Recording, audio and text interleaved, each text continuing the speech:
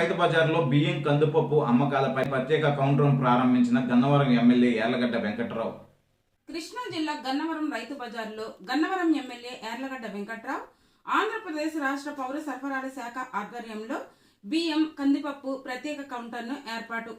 KG బియ్యం 48 రూపాయలు, కందిపప్పు 160 రూపాయలకే ప్రజలకు అందజేశారు. గన్నవరం మరియు హనుమాన్ జంక్షన్ రైతు బజార్లో ఈ స్టాల్స్ ని ఏర్పాటు చేసి ప్రారంభించిన ఎమ్మెల్యే వెంకట్రావు.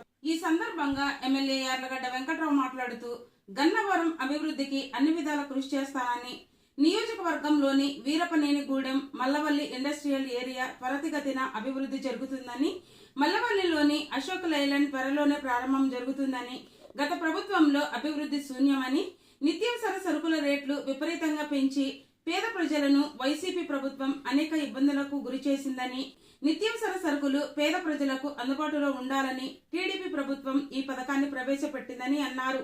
గన్నవరం నియోజకవర్గాన్ని ప్రత్యేకంగా గుర్తించి అధిక నిధులు కేటాయించాల్సిందిగా చంద్రబాబు నాయుడుని కలవడం జరిగిందని, చంద్రబాబు నాయుడు సానుకూలంగా స్పందించారని, పరిశ్రమలు రావాలన్నా, యువతకు ఉద్యోగ అవకాశాలు రావాలన్నా, ఐటీ రంగాలు అభివృద్ధి చెందాలన్నా, భూముల రేట్లు పెరగాలన్నా తెలుగుదేశం పార్టీకే సాధ్యమని అన్నారు.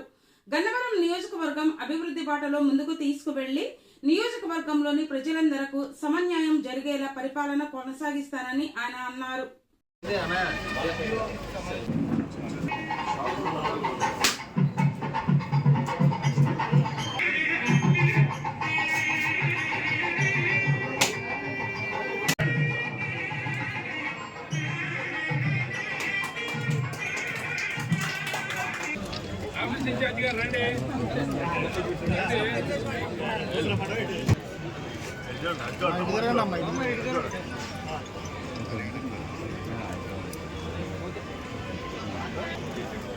చూడం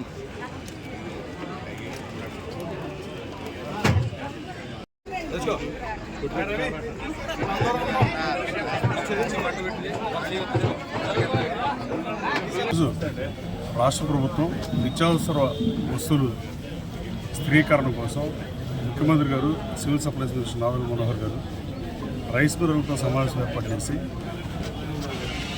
మార్కెట్లో బియ్యం ధర 55.85 కేజీ ఉంటే దాన్ని 49 రూపాయలకి, అలాగే కందిపప్పు బియ్యం ధర 50 కేజీ ఉంటే అది కందిపప్పు ఏమో 180 రూపాయలు ఉంటే 160 రూపాయలకి ఈరోజు ఇవ్వడం జరిగింది. దానికి రైస్ మిల్లర్ల సహకారం కోరారు. రైస్ మిల్లర్లు కూడా ముందుకొచ్చి ఈ కార్యక్రమం చేసినందుకు మా కృష్ణా జిల్లా రైస్ మిల్లర్ అసోసియేషన్ ఇక్కడ హనుమాన్ జంక్షన్లో షాప్ ఏర్పాటు చేసిన ప్రసాద్ గారిని మనస్ఫూర్తిగా అభినందిస్తుంది. గతంలో కూడా తెలుగుదేశం ప్రభుత్వం ఉల్లిపాయల ధర కానీ, టమాటా ధర ఇట్లా నిత్యావసర వస్తువులు ధరలు విపరీతంగా పెరిగినప్పుడు వాటిని అరికట్టడానికి ప్రభుత్వం పనిచేసిన పరిస్థితి అందరికీ తెలిసిందే. మళ్ళీ దాన్ని చెప్పాల్సిన అవసరం ఉందని నేను భావిస్తున్నాను. కానీ గత ప్రభుత్వం ఏది చేయకుండా అన్ని సిస్టమ్స్ని ఫాలోఅప్ చేసి గాలికి వదిలేసిన పరిస్థితి. రాబోయే కాలంలో ఎట్టి పరిస్థితుల్లోనూ సంక్షేమం, పేద ప్రజల సంక్షేమమే ధ్యేయంగా, అభివృద్ధి ఎజెండాగా తెలుగుదేశం, జనసేన, బీజేపీ సంఖ్యాన ప్రభుత్వం పనిచేస్తుంది. గతంలో మీరు చూశారు, వైసీపీ ప్రభుత్వం అధికారంలో ఉండగా మంత్రులు వాళ్ళ మంత్రుల డ్యూటీ ఏంటంటే వాళ్ళకు ఒక శాఖ ఉందని దాన్ని రివ్యూ చేయాలని, పట్టించుకోవాలని అన్ని గాలికి వదిలేసి కేవలం ప్రెస్తో మాట్లాడటమే వాళ్ళ లైఫ్గా భావించి బూతులు తిడుతున్న ధ్యేయంగా పనిచేసి బతికిన పరిస్థితి. కానీ మా ప్రభుత్వంలో అలా కాదు. తెలుగుదేశం పార్టీ మంత్రులు కానీ, జనసేన పార్టీ మంత్రులు కొత్తగా మంత్రివర్గంలోకి వచ్చి ఫస్ట్ టైం పనిచేస్తున్నా కూడా శాఖల మీద సమీక్షలు కానీ, ప్రజల అవసరాలు తీర్చడానికి కానీ ప్రభుత్వం పనిచేస్తుంది. అలాగే గన్నవరం నియోజకవర్గం విషయంకి వస్తే మల్లవల్లిలో అశోక్ లైలాండ్ త్వరలో రీఓపెన్ అవుతుంది. దానికి లోకేష్ బాబు వస్తాడు. అలాగే ఫీల్ గుడ్ ఫ్యాక్టర్ సుపరిపాలన స్టార్ట్ అయిందనడానికి తార్కాణం అశోక్ లైలాండ్ మళ్ళీ రావడంగా నేను భావిస్తున్నాను. నేనే అశోక్ లైలాండ్ ప్రతినిధులతో మాట్లాడాను. తర్వాత హెచ్ఆర్ మేనేజర్ నా దగ్గర పంపించి వాళ్ళు ఓపెన్ చేస్తున్న పరిస్థితి.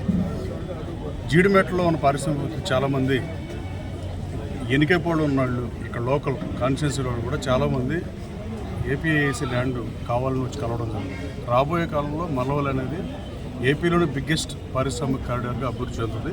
నేను ఎన్నికల సమయంలో హామీ ఇచ్చినట్టే గన్నవరం అభివృద్ధి ధ్యేయంగా పనిచేస్తానని చెప్పి ఆ దిశగా నేను అడుగులేస్తున్నా. నేను మాటల మనిషిని కాదు, చేతల మనిషిని. రివ్యూ మీటింగులతో అసలు గన్నవరం ఎలా ఉంది, 10 ఏళ్ల క్రితం 20 ఏళ్ల క్రితం గన్నవరం పరిస్థితి ఏంటి, ఇవాళ గన్నవరం అంటే తెలుసుకున్న తర్వాత మిగతా ప్రణాళిక కూడా తీసుకుంటాం. అలాగే గ్రీవియన్స్ డే కూడా పెడదామని ఆలోచన చేస్తాను. నెక్స్ట్ వీక్లో గ్రీవియన్స్ డే పెట్టే సమస్యలు తెలుసుకోవడానికి ప్రయత్నం చేస్తాం.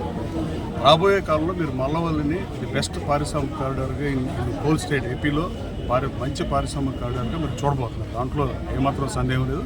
ఎయిర్పోర్ట్ ఉండి భౌగోళికంగా అనువైన ప్రదేశం, ల్యాండ్ అవైలబిలిటీ ఉంది. పారిశ్రామికతను కూడా కోరుతున్నాం.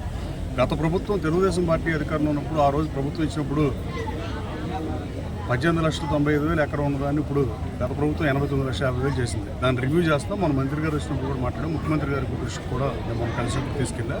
డెఫినెట్గా ఆ రేటును తగ్గిస్తాం. ఇంకా డిసైడ్ అవ్వలేదు కానీ ఎంత ఇస్తామనేది. అది డిసైడ్ అయిన తర్వాత పరిశ్రమలు వెల్లులో రాబోతున్నాయి అని నేను నమ్ముతున్నాను.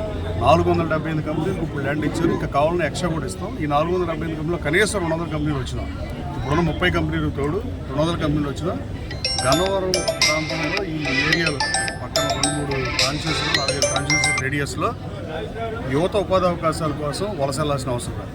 అలాగే ఎంఎన్సీ కంపెనీ తీసుకొస్తా కూడా నా సాయశక్తిలో పనిచేస్తాను. గతంలో పాలక ఎంత దుర్మార్గంగా వ్యవహరించారంటే ఏపీఐసి అంత పెద్ద స్ట్రెచ్ ఉన్న వీరనూరు కూడా ఎలాగోలేదు. 470 ఎకరాలు కాబట్టి 479 ఎకరాలు. ఎయిర్పోర్ట్ ఎదురుగా కూడా ఏపీఐసి మనం చూస్తే కానీ కనపడదు వెళ్ళి ఆర్చ్. అలాగే మల్లవాళ్ళు కూడా ఆర్చ్ చేయకపోవడం చాలా దురదృష్టంగా భావిస్తున్నాను. ఏపీఐసి జెడ్ఎం గారితో మాట్లాడా, సీతారాం గారు ఎక్స్పర్ట్స్ ఏర్పాటు చేస్తున్నాడు. నిధులు కూడా ఉన్నాయి.